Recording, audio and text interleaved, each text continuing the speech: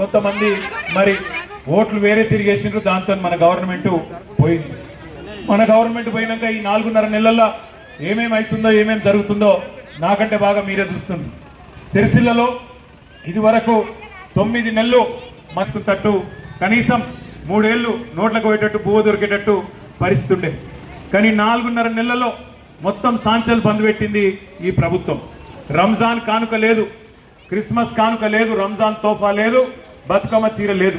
ఈ 3 ఆర్డర్లు బంద్ చేసుడుతోని ఇలా సిరిసిల్ల నేత కార్మికులు మళ్ళొకసారి రోడ్డు మీద పడే పరిస్థితి వచ్చింది. మళ్ళొకసారి ఆత్మహత్యల పాలయ్యే పరిస్థితి ఘటన అమలైన. దయచేసి మీరు ఆలోచన చేయండి. 2500 రూపాయల వరకు వచ్చిందా? లేడీస్కు వచ్చిందా?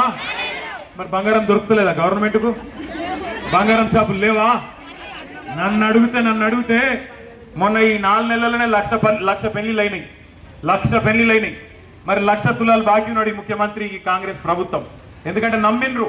బస్సు ఫ్రీ అంటే, బంగారం ఫ్రీ అంటే, 2,500 అంటే, 4,000 అంటే నోటికి వచ్చినట్టు ఎటుపడతాడు నరికితే నమ్మి కొంతమంది మోసపోయినరు. కానీ ఇవాళ ఏమైంది? కరెంటు కోత చాలా అయింది. కరెంటు కోతలు చాలా అయినాయి. మళ్ళా అయినాయా? కేసీఆర్ ఉన్నప్పుడు ఉండేనా అట్లా?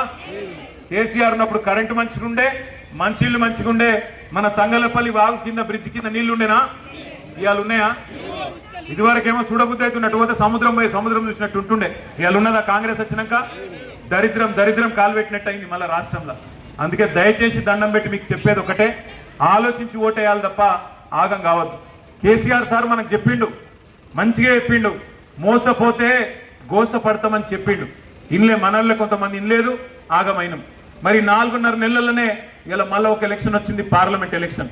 మీ అందరికీ నేను కోరేది ఒకటే, పార్లమెంట్లో మన కోసం గట్టిగా కొట్లాడేటోడు, మన నేతన్నల కోసం, మన రైతుల కోసం, మన ప్రాంతంలోని పేదల కోసం కొట్లాడేటోడు ఉండాలి తప్ప గాలి తిరుగుడు, గాలి మాటలు మాట్లాడేటోళ్ళు ఉంటే నడవదు. ఇలా బీజేపీ వాళ్ళు లాస్ట్ టైం 5 ఏళ్ల కింద గెలిచిర్రు. ఇదే మన సిరిసిల్లకి వెళ్ళి కూడా మనం లోట్లేస్తే గెలిచిర్రు. ఇలా ఎందుకు వేయాలనే ఓటు అంటే ఏం చెప్పరు, ఒకటి చెప్తారు, గుడి కట్టినాం కాబట్టి ఓటేయింది, గుడి కట్టినాం కాబట్టి నేను ఇంటింటికి ఫోటోలు పంపినా కాబట్టి మీకు ఓట్లు అడిగినామా దాని పేరు మీద? దేవుడిని అడ్డం పెట్టుకుని రాజకీయం చేస్తారా? ఎమ్మెల్యే గెలిచినోడు, ఇప్పుడు నేను గెలిచిన 15 ఏళ్ల నుంచి మీరు నన్ను గెలిపిస్తాను, 5 సార్లు గెలిచినాక ఒకవేళ నేను ఏదన్నా మళ్ళీ ఊళ్ళోకి వచ్చి మళ్ళీ ఓటు అడిగినాడు నేను చెప్పాలి కదా ఏం పని చేసిను? రోడ్లు వేసినా, మోరీలు వేసినా, సిరిసిల్లను అందంగా చేసినా, కాలేజీలు తెచ్చినా, ఇక్కడికే కలెక్టరేట్ తెచ్చినా, జిల్లా చేసినా, నీళ్లు తెచ్చినా, ఇవి చెప్పాలి. ఇవేం లేదు. నేను మళ్ళీ వచ్చి నేను కూడా జై లక్ష్మీనరసింహస్వామి, జై తెలంగాణ అన్నా అనుకో, పని ఏం చెయ్యా, దేవుని పేరు చెప్తా, ఓట్లు అడుగుతా అంటే ఓట్లు గుద్దుదామా?